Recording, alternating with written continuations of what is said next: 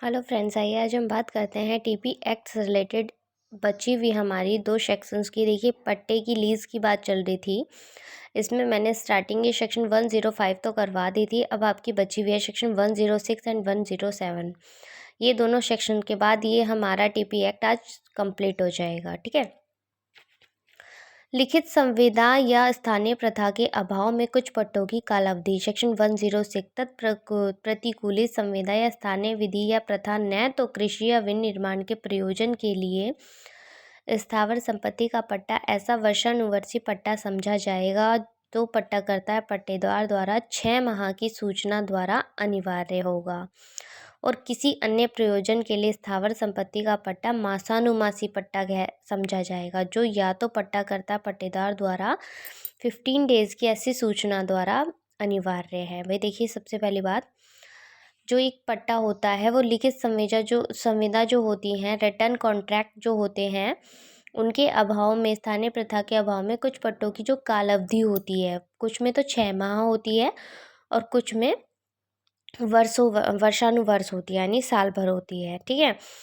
तो इसमें जो 6 माह की सूचना पर अनिवार्य है, मतलब कि अगर हमने किसी को प्रॉपर्टी दे दी पट्टे पर, लीज पर, कोई खेत या स्थावर संपत्ति दे दी, तो हमें उसको, अगर 6 मंथ हो गए उसके, ठीक है, 6 मंथ हो गए या फिर होने वाले हैं, तो उससे पहले अगर वो उसको खाली करवानी है तो हमें क्या करना है। अगर 1 साल वाली बात हो रही है, सॉरी, 1 साल में अगर टाइम पीरियड उसका ओवर हो गया है तो 6 महीने पहले हमें उसे खाली करने के लिए क्या करना पड़ेगा, सूचना नोटिस देना होगा। ठीक है।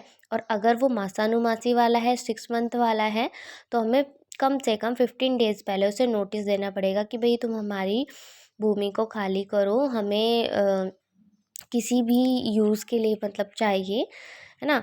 तो इस तरीके से हमें ये सूचना देनी होगी, ये नियम है। ठीक है। मोस्ट इम्पॉर्टेंट थिंग क्या है इसमें, जहाँ विवादित दुकान के किराएदार ने किराए के भुगतान में व्यतिक्रम किया है। भाई देखिए, यहाँ पर बात हो रही है किराएदार की।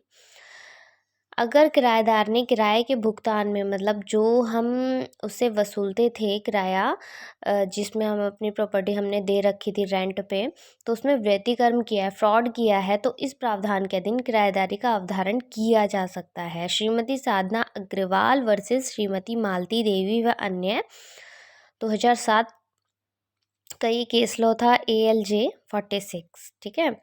अब देखिए, बेदखली हेतुवाद, किराएदार का पर्यवसन, पट्टे की निरंतरता। ठीक है। तो ये सब, नोटिस की तामीली, न्यायालय की प्रक्रिया का दुरुपयोग, तो ये सब चीज़ें क्या है, इसके अकॉर्डिंग ही आती हैं। ठीक है।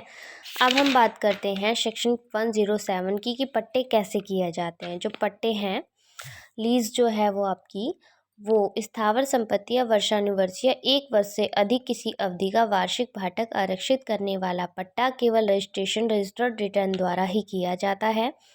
वह कब्जे के परिधान सहित मौखिक करार द्वारा किया जाता है। भाई देखिए, अगर वो 1 वर्ष से कम का होगा तो उसे हम मौखिक रूप से भी कर सकते हैं। हमें रिटर्न, रजिस्टर्ड जो रिटर्न डॉक्यूमेंट्स होते हैं, एग्रीमेंट होते हैं, उनकी ज़रूरत नहीं होती।